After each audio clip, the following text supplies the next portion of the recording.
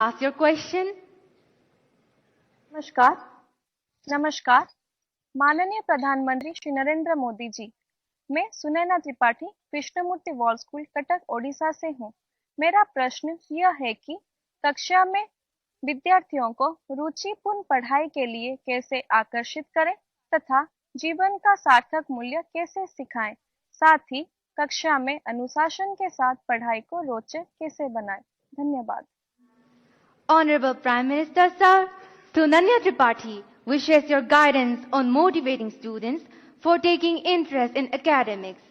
Honorable Prime Minister Sir. ये सवाल teacher का था। हाँ, सही था ना।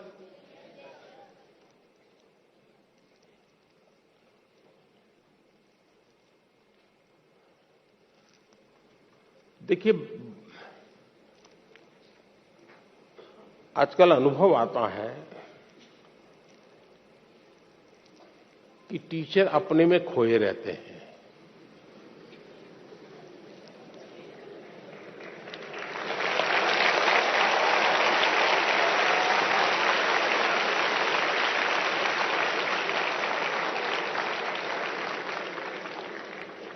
अभी तो मेरे आधा वाक्य बोला, आपने पकड़ लिया।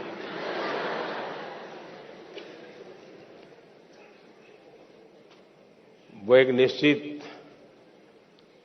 सिलेबस 20 मिनट 30 मिनट बोलना है, अपना कड़कड़ाहट बोल देते हैं और फिर इसमें कोई हिलेगा इधर उधर। तो देखा होगा आपने, मैं तो मेरे अपने बचपन के अनुभव की बात बता, तो आजकल तो टीचर अच्छे होते हैं, मेरे जमाने में शायद ऐसा नहीं होगा। इसलिए मुझे टीचरों की आलोचना करने का हक नहीं है, लेकिन कभी कभी मैंने देखा था कि टीचर जो तैयारी करके आए हैं और अगर वो भूल गए तो चाहते नहीं कि बच्चे पकड़ लें उनको, उन बच्चों से छिपाना चाहते हैं। तो वो क्या करते हैं, एक काट की तरफ, खड़ा हो जा, क्यों ऐसे बैठा है, क्यों ऐसा कर रहा है, क्यों ढिकना कर रहा है, यानी पूरी 5-7 मिनट उसमें लगा देंगे। इतने में अगर विषय याद आ गया तो गाड़ी वापिस आएगी, वरना फिर मानो कोई हंस पड़ा उसको पकड़ेंगे, क्यों हंसता है तू।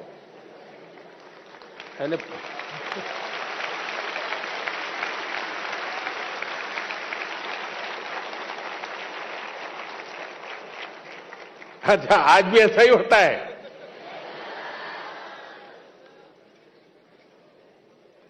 नहीं नहीं, ऐसा नहीं होता होगा। अब तो टीचर बहुत अच्छे होते हैं। आपने देखा होगा टीचर भी अभी मोबाइल फोन पे अपना सिलेबस लेके आता है, मोबाइल देख करके पढ़ाता है, ऐसा करता है ना। और कभी उंगली इधर उधर दब गई तो वो हाथ से निकल जाता है, वो खोदता रहता है, क्योंकि उसने पूरी तरह टेक्नोलॉजी को सीखा नहीं है। जरूरी 2-4 चीजें सीख ली और इधर उधर उंगली अड़ गई तो फिर वो डिलीट हो जाता है या खिसक जाता है, हाथ नहीं लगता है, बड़ा परेशान हो जाता है। सर्दियों में भी पसीना छूट जाता है उसको लगता है कि ये बच्चे, और उसके कारण जिसकी अपनी कमियां होती है उसका एक स्वभाव रहता है, दूसरों पर एक्स्ट्रा रौब जमाना ताकि अपनी कमियां बाहर ना आए। मैं समझता हूं हमारे शिक्षक मित्रों ने विद्यार्थियों के साथ जितना अपनापन बनाएंगे, विद्यार्थी आपके ज्ञान की कसौटी करना नहीं चाहता है जी, ये हमारा भ्रम है। टीचर के मन में होता है कि विद्यार्थी आपको अगर कोई सवाल पूछता है तो आपकी एग्जाम ले रहा है। जी नहीं, अगर विद्यार्थी सवाल पूछता है तो ये मान के चलिए उसके अंदर जिज्ञासा है। आप उसकी जिज्ञासा को हमेशा प्रमोट कीजिए, उसकी जिज्ञासा ही उसकी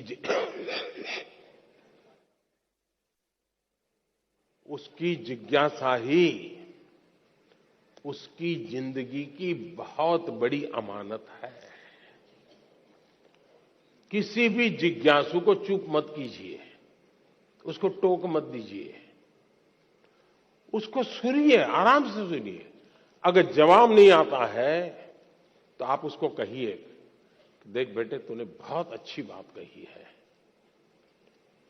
और मैं तुम्हें जल्दबाजी में जवाब दूंगा तो अन्याय होगा। ऐसा करो, हम कल बैठते हैं,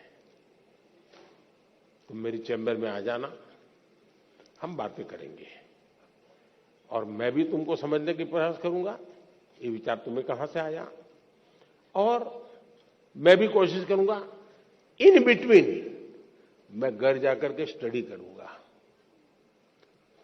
जरा गूगल पे जाऊंगा, इधर उधर जाऊंगा, पूछ लूंगा और फिर मैं तैयार होकर के आऊंगा। फिर दूसरे दिन मैं उसको पूछूंगा, अच्छा भाई तुम्हें ये विचार आया कहां से, इतना उत्तम विचार इस उम्र में कैसे आया तुम्हें? उसको पुचकारते हुए फिर कहिए, देख सचमुच में ऐसा नहीं है, रियलिटी ये है। वो तुरंत स्वीकार कर लेगा। और आज भी स्टूडेंट्स अपने टीचर की कही हुई बात को बहुत मूल्यवान समझता है। अगर एकांत गलत बात बता दी तो उसकी जिंदगी में वो रजिस्टर हो जाती है। और इसलिए बात बताने से पहले समय लेना बुरा नहीं है, हमने बाद में भी बताए तो चलता है। दूसरा डिसिप्लिन का सवाल है। क्लास में कभी कभी टीचर को क्या लगता है, अपना रुआब प्रभाव पैदा करने के लिए जो सबसे दुर्बल स्टूडेंट होता है ना, उसको पूछेंगे बताओ तुम समझे कि नहीं समझे, तो करता रहेगा, हाँ? तू मैं चलेगा, तो फिर वो डांट देंगे कि मैं इतनी मेहनत कर रहा हूं, इतना पढ़ा रहा हूं, तुमको कुछ समझ नहीं आ रही है। अगर मैं टीचर होता तो मैं करता। जो बहुत ही अच्छे ब्राइट स्टूडेंट हैं उनको कहता, अच्छा बताओ भाई तुम कैसे समझे इसको, वो बढ़िया से समझाएगा। तो जो नहीं समझ रहा है वो स्टूडेंट की भाषा अच्छी तरह समझेगा तो उसको समझ आ जाएगा। और जो अच्छे स्टूडेंट हैं उनको मैं प्रतिष्ठा दे रहा हूं तो अच्छे बनने की कंपटीशन शुरू होगी, स्वाभाविक रीति कंपटीशन शुरू होगी। दूसरा, जो इस प्रकार से अनुशासन में नहीं है, ध्यान केंद्रित नहीं करता है, क्लास में भी कुछ न कुछ और एक्टिविटी करता है, टीचर अगर उसको अलग बुला करके बात करे, प्यार से बात करे, देख यार कल कितना बढ़िया विषय था, अब तुम खेल रहे थे, अब चलो आज खेलो, मेरे सामने खेलो, तुम्हें भी मजा आएगा, मैं भी देखूं क्या खेलते थे। अच्छा बताओ तुम ये खेलने का काम बाद में करते हैं और तुमने ध्यान दिया हो तो फायदा होता कि नहीं होता। उससे अगर संवाद करते तो उसको एक अपनापन महसूस होता, वो कभी इनडिसिप्लिन नहीं करता जी। लेकिन उसके ईगो को अपने अगर हर्ट किया तो फिर दिमाग फट गएगा। कुछ लोग चतुराई भी करते हैं, चतुराई भी कभी कभी काम आती है। जो सबसे शरारती लड़का होता है उसी को मॉनिटर बना देते हैं, बनाते हैं ना, वो मॉनिटर बन जाता है तो फिर उसको भी लगता है यार मुझे तो थोड़ा ठीक से व्यवहार करना पड़ेगा, तो वो फिर खुद को अपने आप को जरा ठीक करता है और सबको ठीक रखने के लिए अपने आप को एडजस्ट करता है, अपनी बुराइयों को कंट्रोल करने की कोशिश करता है, शिक्षक को प्रिय होने का प्रयास करता है और अल्टीमेटली परिणाम ये आता है उसकी जिंदगी बदल जाती है और उसके माध्यम से क्लासरूम का एनवायरनमेंट भी सुधर जाता है।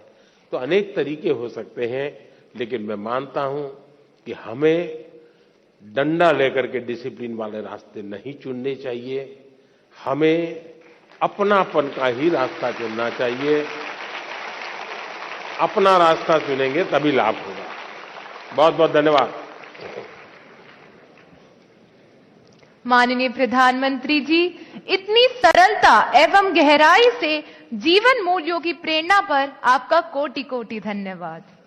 माननीय प्रधानमंत्री जी, परीक्षा पर चर्चा 2023 के अंतिम प्रश्न के लिए मैं आमंत्रित कर रही हूं दिल्ली से श्रीमती सुमन मिश्रा, जो कि एक अभिभावक है। वे सभागार में उपस्थित है और आपसे अपनी जिज्ञासा का समाधान चाहती हैं। मैम, कृपया अपना प्रश्न पूछिए। Good morning, Honorable Prime Minister. Myself, Suman Mishra. Sir, I seek your advice on how should a student behave in a society. Thank you, sir. धन्यवाद मैम। माननीय प्रधानमंत्री जी। स्टूडेंट सोसाइटी में कैसे बिहेव करे, यही पूछना है ना आपको। मैं समझता हूं कि इसको थोड़ा अलग दायरे में रखना चाहिए। हम किस सोसाइटी की बात करते हैं? जो हमारा सर्कल है वो, जिनके बीच हम बैठते उठते हैं, कभी अच्छी बुरी बातों में टाइम बिताते हैं, टेलीफोन पर घंटे बिता देते हैं। अगर उस लिमिटेड वर्तुल की बात करते हैं तो आप बच्चे को जैसा कहोगे वैसा, भाई यहां जूते पहन करके आओ, यहां जूते निकालो, यहां इस ढंग से व्यवहार करो, यहां उस ढंग से करो, ऐसा आप कह सकते हैं। लेकिन हकीकत यह है कि उसको एक घर के दायरे में बंद नहीं रखना है। उसको समाज में जितना व्यापक उसका विस्तार होने देना चाहिए।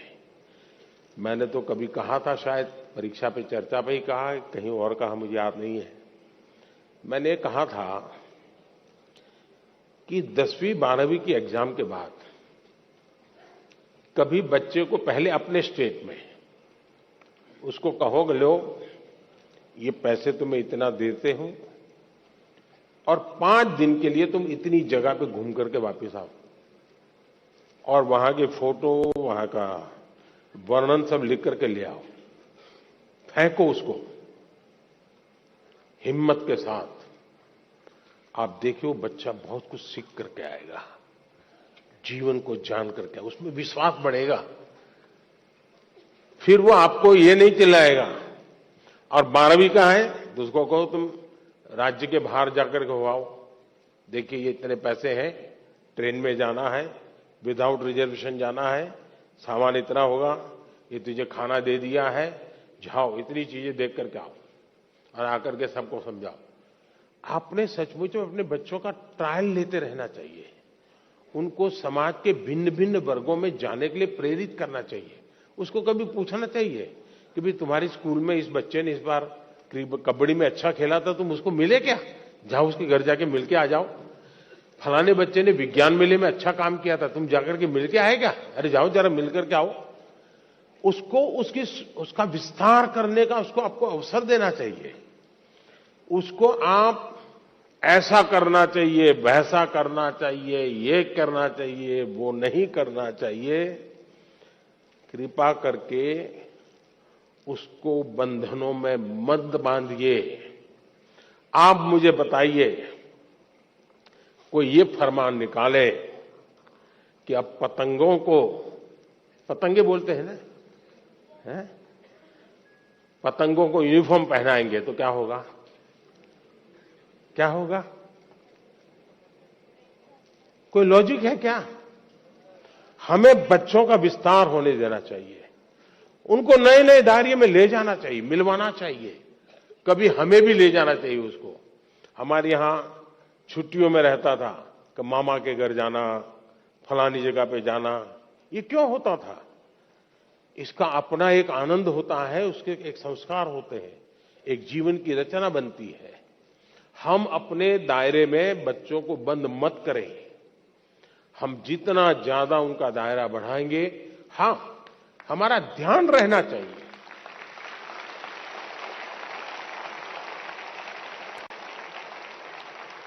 हमारा ध्यान रहना चाहिए कि उसकी आदतें कहीं खराब तो नहीं हो रही है, कमरे में खोया हुआ तो नहीं रहता है, उदासीन तो नहीं रहता है। पहले भोजन पे बैठता था तो कितनी हंसी मजाक करता था, आजकल हंसी मजाक बंद कर दी, क्या प्रॉब्लम है? माँ बाप को तुरंत स्पार्क होना चाहिए। ये तब होता है जब बच्चों को वो एक अमानत के रूप में ईश्वर ने उसको एक अमानत दी है। इस अमानत का संरक्षण, संवर्धन उसका दायित्व है। ये भाव अगर होता है तो परिणाम अच्छे आते हैं। ये भाव अगर होता है मेरा बेटा है, मैं कहूंगा वही करेगा, मैं ऐसा था इसलिए तुझे ऐसा बनना है, मेरी जिंदगी में ऐसा था तेरी जिंदगी में ऐसा होगा, तो फिर बात बिगड़ जाती है। और इसलिए आवश्यकता यही है कि खुलेपन से हमें समाज के विस्तार की तरफ उसको ले जाने का प्रयास करना चाहिए। उसको जीवन की भिन्न भिन्न चीजों में जुड़ने के लिए प्रेरित करना चाहिए। मैं तो कभी कहूंगा कि मान लीजिए आपके यहाँ वो सांप छछूंदर वाले लोग आते हैं, कभी बच्चे को कहो भाई तुम जाओ इसके साथ बात करो, वो कहाँ का रहने वाला है, कहाँ से निकला, इस धंधे में कैसे आ गया, क्यों सीखा, चलो मुझे समझाओ, वो उसको पूछ करके आओ, उसकी संवेदनाएं जग जाएगी जी, वो क्यों ये काम कर रहा है, जानना सीखना सहज बन जाएगा। कोशिश करनी चाहिए कि आपके बच्चों का विस्तार ज्यादा हो, वो बंधनों में न बन जाए, उसको खुला आसमान दीजिए, आप उसको अवसर दीजिए, वो समाज में ताकत बन के उभरेगा। बहुत बहुत धन्यवाद।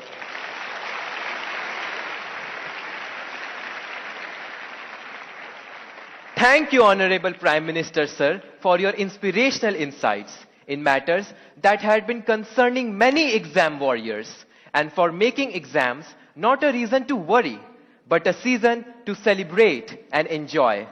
This brings us to the culmination of a spectacular event that was a symphony of inspiration and encouragement, a melody of memories that will forever resonate within our hearts. We extend our deepest thanks and gratitude to the Honorable Prime Minister for gracing this hall with his presence and infusing us with his radiant spirit. प्रधानमंत्री जी द्वारा परीक्षा पे चर्चा ने हमारे जैसे करोड़ों बच्चों की बेचैनी, घबराहट एवं हार मानने की प्रवृत्ति को उत्साह, उमंग एवं सफलता की ललक में बदल दिया है। धन्यवाद माननीय प्रधानमंत्री जी, कोटि कोटि धन्यवाद।